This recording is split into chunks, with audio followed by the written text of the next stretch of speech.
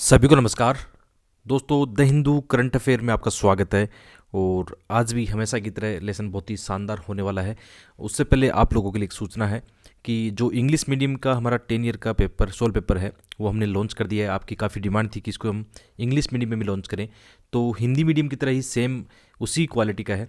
ठीक है, बहुत सारी चीज़ें इसमें जो आप देख सकते हो। आपको इसके लिए हमारी वेबसाइट पे जाना होगा या वीडियो का डिस्क्रिप्शन चेक करना, जिसमें आपको इसका लिंक मिल जाएगा। ठीक है, तो ये सूचना थी। इसके अलावा एक और चीज़ है कि जैसे आप लोगों का एक कमेंट लगातार आ रहा था कि जो टेलीग्राम पर एमसीक्यू है वो आपको मिलते नहीं है सही ढंग से, है ना। तो इसके लिए मैंने क्या किया है, एक अलग से एमसीक्यू के लिए टेलीग्राम बना दिया है। इस टेलीग्राम चैनल का लिंक भी आपको वीडियो के डिस्क्रिप्शन में मिल जाएगा। और ये केवल आपके लिए है, और इस पर किसी भी प्रकार का कोई पोस्ट प्रमोशन कुछ भी आपको यहाँ पे देखने को नहीं मिलेगा। केवल और केवल यहाँ पे क्या होंगे, एमसीक्यू होंगे। ओनली यूपीएससी प्री 2023 और आगे की आप तैयारी कर रहे हो तो आपके लिए केवल यहाँ पे एमसीक्यू होंगे। आप देख सकते हो। ठीक है, अच्छी क्वालिटी के मैं एमसीक्यू बनाता हूँ डेली 5-7 जितने भी हैं। ठीक है, तो आपके लिए बहुत ही फ़ायदेमंद चीज़ है, तो आप इसको जरूर ज्वाइन करना। ठीक है, अपना मुख्य जो टेलीग्राम है वहाँ पे भी उस पर लिंक डाल दिया है मैंने, और या वीडियो को डिस्क्रिप्शन आप चेक कर लेना। चलिए शुरू करते हैं अपना पहला टॉपिक। ये कहाँ काम आएगा आपके, ये आपके काम आने वाला है यूपीएससी मेंस GS3 का जो टॉपिक है मेंस का। ठीक है, जहाँ पे एनर्जी वाला टॉपिक भी है, साथ में इन्वायरमेंट के बहुत सारे मुद्दे हैं, वहाँ पे काम आएगा।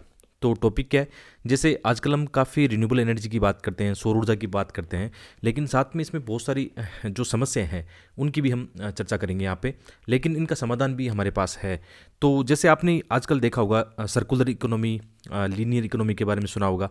जैसे लीनियर इकोनॉमी का मतलब क्या है कि जैसे एक एग्जाम्पल देके समझ सकते हैं कि जैसे हम सौर ऊर्जा का उत्पादन करते हैं। ठीक है, तो सौर ऊर्जा के उत्पादन में कच्चे माल से लेकर फाइनल प्रोडक्ट बनने तक बहुत सारी चीज़ें हमारे यहाँ बनती है। तो लीनियर इकोनॉमी में क्या होगा कि एक तरह से हम उन चीज़ों पे ज़्यादा ध्यान नहीं देते हैं जो कि इको फ्रेंडली होती है। जैसे बहुत सारे ऐसे उत्पाद होते हैं जो ख़राब हो जाते हैं, जिनके कारण हम वापस उनका क्या कर सकते हैं, रिसाइकिल कर सकते हैं, लेकिन लीनियर इकोनॉमी में ऐसी समस्या आती थी, उन पर ज़्यादा ध्यान नहीं दिया जाता था। तो आजकल क्या चल रहा है, सर्कुलर जो इकोनॉमी, ठीक है, चक्रीय अर्थव्यवस्था हम कह सकते हैं इसको। ठीक है, ये इसमें काफ़ी ज़्यादा मेंशन हुआ है टॉपिक। ठीक है, सर्कुलर इकोनॉमी ये क्या है, ये बहुत ही सिंपल है कि इसमें ज़्यादा से ज़्यादा क्या है, संसाधनों के दक्ष उपयोग पर ध्यान दिया जाएगा। कि जो भी चीज़ें होती है अपशिष्ट से, या जो वेस्ट निकलता है, कचरा जो निकलता है, उससे भी क्या करेंगे हम, नई चीज़ें बना सकते हैं। तो ये इंपॉर्टेंट चीज़ है आपके लिए। ठीक है, तो इस बात को समझना। ऐसे कीवर्ड जो होते हैं ना आपके काम आ सकते हैं, हो सकता है इन पे कीवर्ड पे कई बार क्वेश्चन फ्रेम हो जाता है मेंस के एग्जाम में। तो इसकी हम बात कर रहे हैं इसमें कि भारत में जो सौर ऊर्जा है उसमें क्या है, अपशिष्ट की समस्याएं हैं, एक तरह से वेस्ट जो प्रॉब्लम है उसकी यहाँ पे समस्या है, उसके प्रबंधन को लेकर। तो पिछले वर्ष कुछ वर्षों से हम क्या कर रहे हैं, जैसे भारत के नीति निर्माता इसमें क्या कर रहे हैं, जो चक्रीय अर्थव्यवस्था है उसमें जो सर्कुलर इकोनॉमी, इस पर बहुत ज़्यादा ध्यान दे रहे हैं। अभी हमने देखा कि सर्कुलर इकोनॉमी का मतलब क्या है, ज़्यादा से ज़्यादा कैसे हम एक तरह से कह सकते हैं जीरो वेस्ट पॉलिसी हम ला सकते हैं, कि जितना भी कचरा होता है उसको वापस वेस्ट को क्या बनाओगे, अच्छे प्रोडक्ट में आप बना सकते हो। और इसमें सब चीज़ें शामिल होती है, इन्वायरमेंट, कॉस्ट इफेक्टिव, सब चीज़ें इसमें इंक्लूड किया जाता है। तो इसका प्रबंधन करने की काफ़ी बात चलती है। लेकिन समस्या क्या आ रही है, फिर भी बहुत सारे ऐसे मुद्दे सामने निकल कर आ रहे हैं, जिसमें विशेषकर जो सौर फोटोवोल्टिक क्षेत्र है उसमें अपशिष्ट प्रबंधन की समस्याएं देखने को मिल रही है। वहाँ पे जो भी निर्देश होते हैं उनका अभाव देखने को मिल रहा है। और ये जो आर्टिकल है आपको एज इट इज़ वैसा लगेगा जैसे हम कोई मॉडल आंसर देखते हैं। जैसे हमेशा की तरह मैं आपको कहता भी हूँ कि द हिंदू में ऐसा कोई आर्टिकल आता है जो अपने सिलेबस से डायरेक्ट मैच करता है, उसको मैं यहाँ पे शामिल करता हूँ। प्री एग्जाम में डायरेक्ट क्वेश्चन आता है, MCQ बन सकता है, वो मैं यहाँ पे शामिल करता हूँ। तो जो PV वेस्ट है वो क्या होता है, एक्चुअल में यहाँ से क्वेश्चन बन सकता है प्रीलिम्स एग्जाम में। आपने देखा होगा कि यूपीसी प्री एग्जाम में से वेस्ट जो कचरा जो होता है, या ऐसे जो हानिकारक प्रदूषण की बात करते हैं हम कई बार, ना कोई वेस्ट निकलता है, उसके क्वेश्चन कई बार आपने देखे होंगे, मैंने कई बार MCQ आपको बताया है। तो यहाँ पे इसमें बहुत सारे ऐसे कीवर्ड आएंगे, ऐसे बहुत सारे तत्व आएंगे जो इसमें शामिल है। तो कुछ डाटा भी इसमें शामिल है कि विश्व स्तर पर भारत जो है दुनिया का चौथा सबसे बड़ा जो सौर PV परियोजना है एक तरह से। ठीक है, इसमें कह सकते हो कि आप इसमें आगे बढ़ रहा है, इस दिशा में भारत सौर ऊर्जा के क्षेत्र में काफ़ी आगे बढ़ रहा है। और यदि हम 2022 की डाटा देके बात करें तो हमने 62 गीगावाट की जो सौर क्षमता है वो स्थापित कर ली है। तो अब देखो इस दौरान बहुत सारा कचरा भी निकलता है। हम जानते हैं कि सौर ऊर्जा में बहुत सारे ऐसे जो कच्चे माल वाली चीज़ें हैं वो इस्तेमाल की जाती है। ठीक है, उसको आगे देखने वाले हैं। तो इसमें जैसे अंतर्राष्ट्रीय जो अक्षय ऊर्जा एजेंसी है, ठीक है, ये एजेंसी भी आपके काम आ सकती है। इसको आप, ये आपके लिए होमवर्क होगा, इसको आप थोड़ा सा डिटेल से गूगल कर लेना, क्योंकि ऑर्गेनाइजेशन वाले क्वेश्चन बहुत ज़्यादा आते हैं। तो इंटरनेशनल रिन्यूएबल एनर्जी, उनका मानना है, उनकी एक रिपोर्ट पहले 2016 में भी आई थी कि भारत 2030 तक इतना मतलब कचरा उत्पादन करेगा सौर ऊर्जा वाला, 2050 तक 4 मिलियन टन से अधिक कचरा उत्पादन कर सकता है। तो जैसे ये क्वेश्चन एग्जाम में आता है, तो आपके लिए ये जो पैराग्राफ है ना, ये आपका इंट्रोडक्शन है। मैं हमेशा कहता हूँ कि एक अच्छा इंट्रोडक्शन कैसे बनेगा, जब तक आप उसमें कोई इंडेक्स रिपोर्ट या कोई ऑर्गेनाइजेशन है उसका आप कोट नहीं करोगे, आपका इंट्रोडक्शन उतना रोचक नहीं होगा।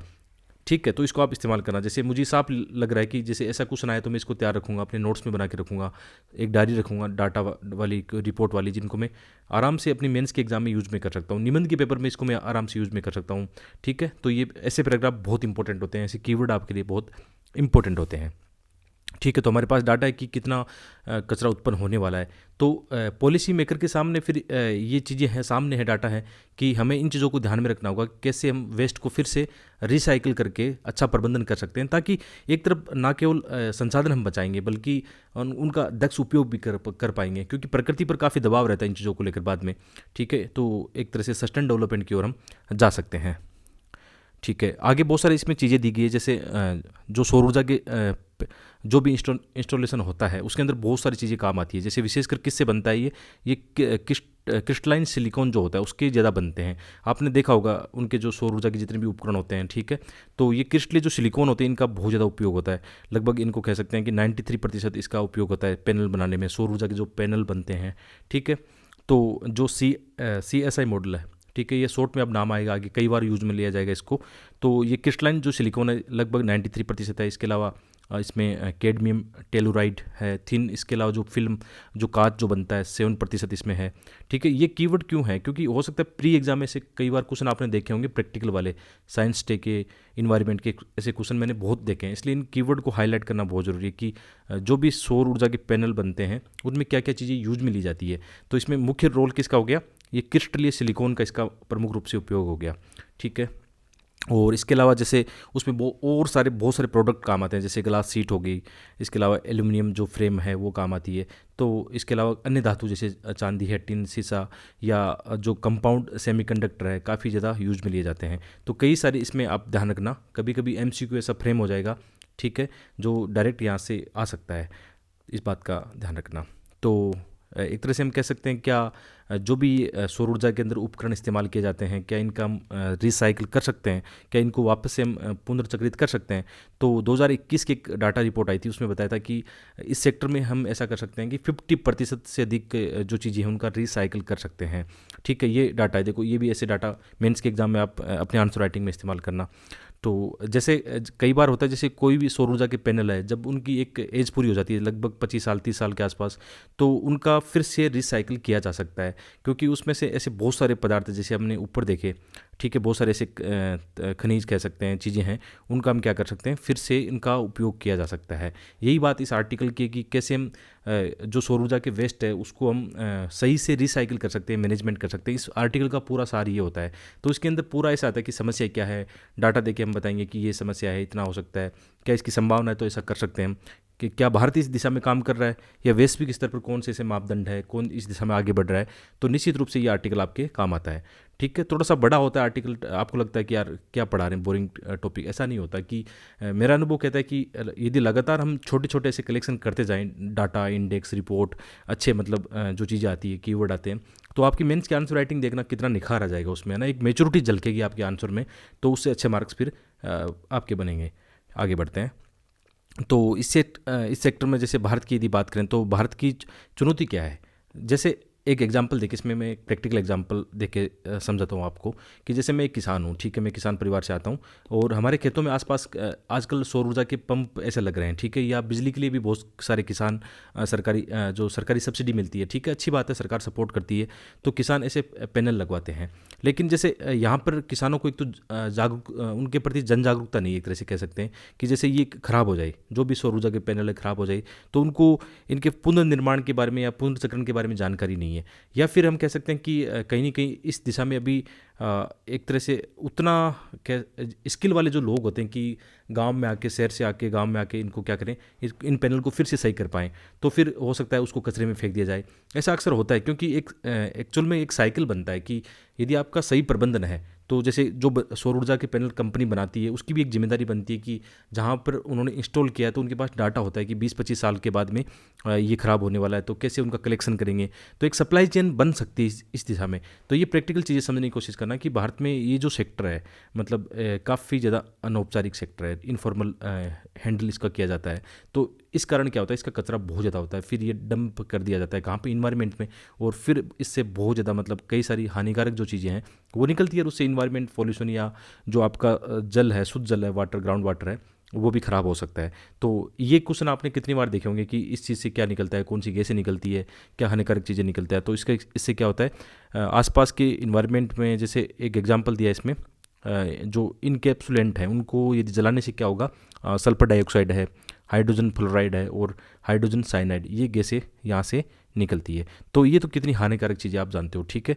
तो कहीं ना कहीं हमें इस दिशा में काम करना होगा, किन दिशा में, कि कैसे हम कलेक्शन करें इनका। जैसे एग्जांपल देके हमने देखा कि जो किसान है उसका ख़राब हो गया तो क्या मतलब किसान किसको कांटेक्ट करे, ठीक है, सही करवाने के लिए, या किस कंपनी को ये अपना जो कचरा बेच पाए, कैसे स्टोरेज है, रिसाइकिल है, ठीक है। इसमें बहुत सारी चीज़ें होती है जिनको आपको देखना होगा। और इस दिशा में ना केवल कंपनियों की जिम्मेदारी बनती है बल्कि जो आम जन है उनकी भी, साथ में जो सरकार है, ये भी बड़े एक स्टेक होल्डर के रूप में हम कह सकते हैं। तो इनको हमें ध्यान देना होगा, ठीक है। तो इस दिशा में हमें काम करना होगा।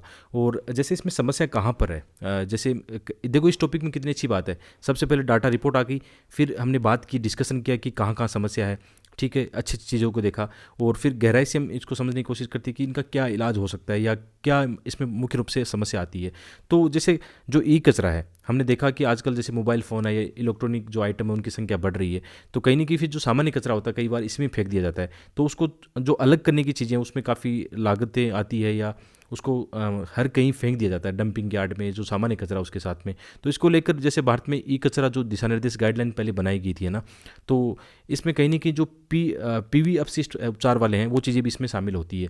तो इनको भी ध्यान रखना होगा कि कैसे इनको हम अलग कर सकते हैं और इनको फिर से रिसाइकिल कर सकते हैं, क्योंकि इसमें बहुत सारी महंगी धातुएं भी होती है या ऐसी धातुएं भी होती है जो जिनका उपचार अलग तरीके से किया जा सकता है, ठीक है। तो इनको ध्यान रखना चाहिए।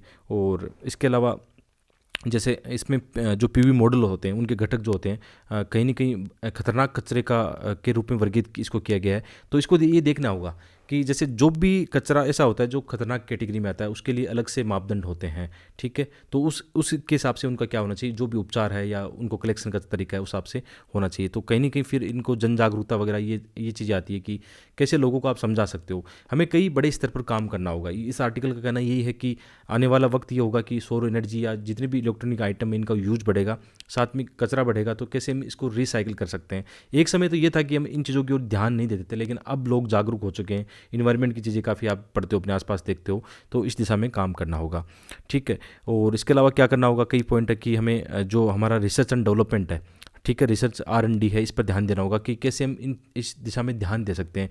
हो सकता है इसके लिए हमें निवेश की भी काफ़ी आवश्यकता पड़े, है ना। तो इन चीज़ों पर भी हमें फोकस करना होगा। देखो ये मैं पैराग्राफ चेंज नहीं करता हूँ क्योंकि ये आप सेल्फ स्टडी भी कर सकते हो। जब ये फाइल टेलीग्राम पे आती है, ठीक है, आज जैसे 31 मार्च है, तो इस महीने की जो आपको PDF है वो जो सिंगल PDF वो तो आपको हमारी वेबसाइट पे मिलेगी। बाकी ये जो डेली PDF आप हमारे टेलीग्राम से ले सकते हो। तो जो हाईलाइट करके रखता हूँ वो कीवर्ड होते हैं, ठीक है। मेंस के एग्जाम में हम पैराग्राफ नहीं लिख सकते, वहाँ टाइम नहीं होता है, कीवर्ड लिखोगे। लेकिन समझने के लिए फिर ये चीज़ें मैं यहाँ पे शॉर्ट नहीं करता हूँ ताकि आप ज़्यादा से ज़्यादा इसको खुद पढ़ के भी आसानी से समझ पाओ, ठीक है। और अब ये भारत को इसमें है कि जैसे क्या मतलब करना चाहिए, क्यों करना चाहिए। तो कहीं ना कहीं ये है कि जैसे हम कई बार बात करते हैं कि हम कितना ट्रिलियन इकोनॉमी की ओर आगे बढ़ रहे हैं, भारत एक विकसित राष्ट्र की ओर आगे बढ़ रहा है, ठीक है। अभी जैसे हमारी युवा आबादी है काफ़ी है, जिसको हम स्किल प्रदान करके इस दिशा में लगा सकते हैं। तो ये बहुत सारे पॉइंट है जिनको आप एक दिखा सकते हो, ठीक है। तो भारत अगले 20 वर्षों में भारी मात्रा में क्योंकि कचरा उत्पादन होगा, कंजप्शन करेंगे, पॉपुलेशन बढ़ेगी, तो 2050 तक दुनिया भर में जो शीर्ष 5 प्रमुख फोटोवोल्टिक जो कचरा उत्पादन वाले देशों में भारत शामिल होगा। तो भारत को पहले से ही इन चीज़ों में ध्यान रखना होगा, पॉलिसी बनानी पड़ेगी, रिसाइकिल की जो भी हमने रणनीति बात की है उस पर ध्यान देना होगा, तो इस प्रकार ये आर्टिकल ऐसे ख़त्म होता है। जैसे हम कोई भी जब टॉपिक मेंस के एग्जाम में जब क्वेश्चन लिखते हैं तो लास्ट में जब कंक्लूजन करते हैं ना, तो इसी दृष्टिकोण से करते हैं कि ऊपर हमने डिस्कशन किया कि क्या सॉल्यूशन हो सकता है, क्या समस्याएं हैं, और लास्ट में जब एंड कर रहे हैं ना पॉजिटिव नोट के साथ में कि हम उस दिशा में बढ़ रहे हैं, आगे हम तैयार हैं उन चीज़ों के लिए। आज हमारा जो युवा आबादी का स्किल पावर है वो काफ़ी अच्छा है, ठीक है। तो इस दिशा में हम अच्छा काम करेंगे। ऐसे करके हम मेंस का आंसर राइटिंग में एंड करते हैं। और आजकल द हिंदू में ऐसे आर्टिकल डेली आते हैं, इंडियन एक्सप्रेस में भी आते हैं, सेम आर्टिकल एक दूसरे में आते रहते हैं, ठीक है। तो ये अपनी मेंस के एग्जाम की डायरेक्ट आपको तैयारी करवाते हैं। और यही मुझे सबसे अच्छा लगता है कि इंग्लिश मीडियम के विद्यार्थी आगे क्यों निकल जाते हैं यहाँ पे, क्योंकि उनको एक अच्छा कंटेंट उनको डेली न्यूज़पेपर से मिल रहा है, ठीक है। छोटी छोटी कलेक्शन करते चले जाते हैं, बूंद बूंद से घड़ा भरते हैं, और फिर उनका देखो मार्क्स पैटर्न में भी नज़र आता है। और मैं भी हमेशा अपनी तैयारी में मैंने देखा है कि मैं हिंदू पढ़ता आया हूँ, द हिंदू पढ़ता आया हूँ, तो वहाँ से मुझे फ़ायदा ही मिला है। जो मेंस के एग्ज़ाम है उसमें मुझे अच्छे मार्क्स मिले, निबंध के पेपर मिले। तो ये मैं जो बताता हूँ प्रैक्टिकल वाली चीज़ें ना, इन पे ध्यान देना यार। नोट्स वगैरह पीडीएफ वगैरह ये तो सब मार्केट में भरी पड़ी है, हर कोई बता देगा आपको, लेकिन इसको यूज में कैसे लेना है, कैसे प्रैक्टिकल चीज़ों को आपको लिखना है, कैसे आपका आंसर का फॉर्मेट होना चाहिए, कैसे उसमें आप डाटा डालोगे, इंडेक्स डालोगे, ये मतलब चीज़ें सीख गए ना तो आप सेल्फ डिपेंडेंट होके मतलब आपको लाखों रुपए और आपका बहुत सारा जो टाइम है ख़राब नहीं होगा। और यही मेरा उद्देश्य है, इसी के साथ मैं आगे बढ़ता हूँ, ठीक है।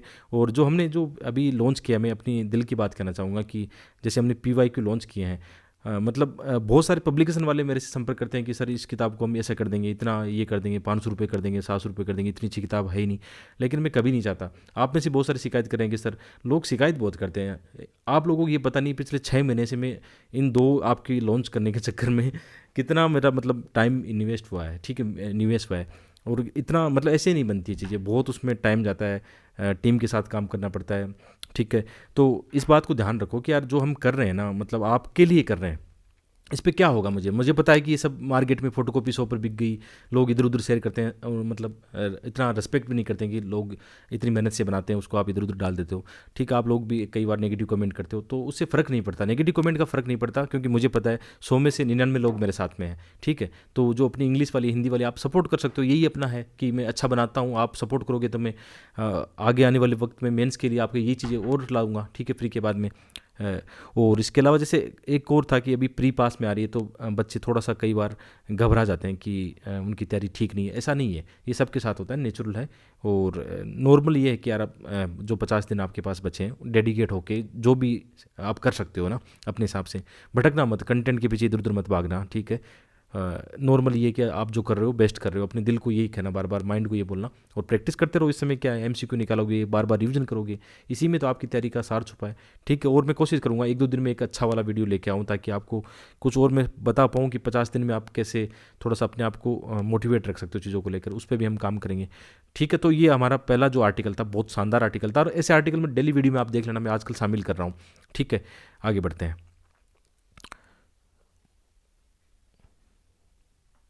सेकंड जो टॉपिक ये इसरो का ये चर्चा में रहा था, EOS-06 जो सैटेलाइट है ना, हाल ही में इन्होंने तस्वीर शेयर की इसरो ने, तो उसको लेकर ये चर्चा में था। ये केवल प्रीलिम्स में काम आ सकता है, हालांकि ऐसे क्वेश्चन मेंस में भी आए हैं कि आपने ये देखा होगा ना कि इसरो को लेकर या स्पेस को लेकर भारत की क्या सफलताएं हैं, ऐसे क्वेश्चन मेंस में बनते हैं। तो वहाँ पर ये चीज़ आप एग्जाम्पल के रूप में इस्तेमाल कर सकते हो।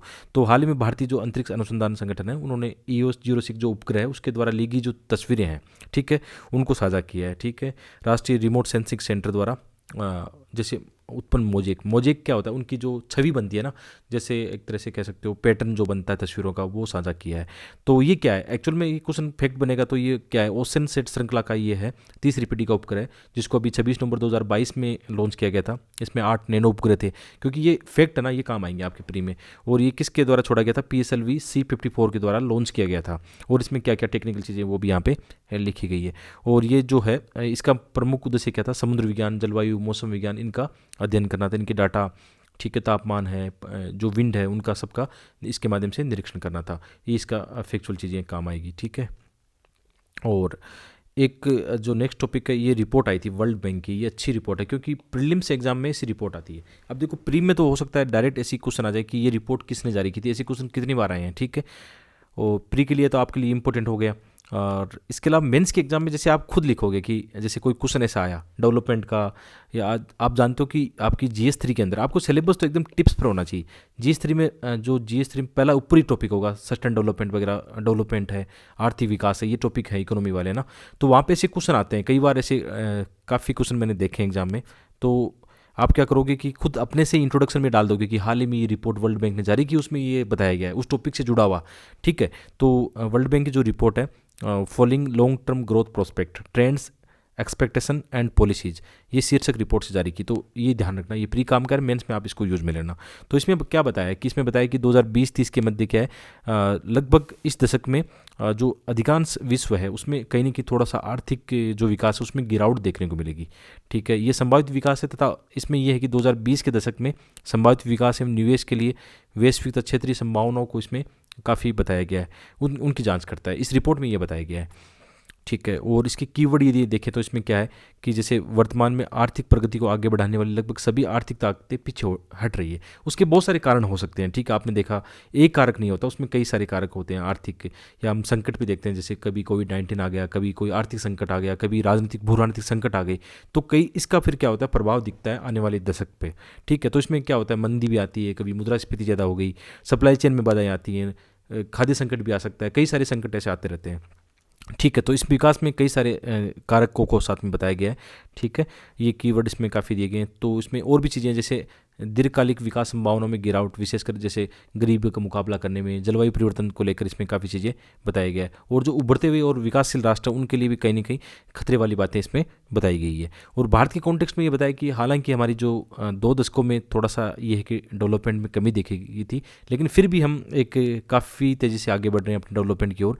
और विशेषकर दक्षिण जो एशिया क्षेत्र है उसमें एक तरह से हम उभरते हुए बाजार और विकासशील अर्थव्यवस्थाओं में सबसे तेज़ी से आगे बढ़ रहे हैं, ये इस कॉन्टेक्स्ट में बताया गया है। साथ में कुछ इसमें सिफारिशें भी बताई गई कि सिफारिशें बताई गई थी कि किन चीज़ों को हम करके जो भी समस्याएं आ रही हैं उनसे निपट सकते हैं, कैसे आर्थिक विकास को आगे बढ़ा सकते हैं। तो ये 5 कीवर्ड आपके काम आ सकते हैं कि जैसे संकट जो आया था तो कहीं ना कहीं सरकारों की जिम्मेदारी बनती है कि मौद्रिक जो राजकोषीय नीति है या उनका जो वित्तीय ढांचा है उसमें सुधार करें। जैसे कैसे हम मुद्रास्फीति को नियंत्रित कर सकते हैं, कैसे वित्तीय क्षेत्र की स्थिरता ला सकते हैं, कैसे निवेश को बढ़ा सकते हैं, विनिर्माण सेक्टर को आगे बढ़ा सकते हैं।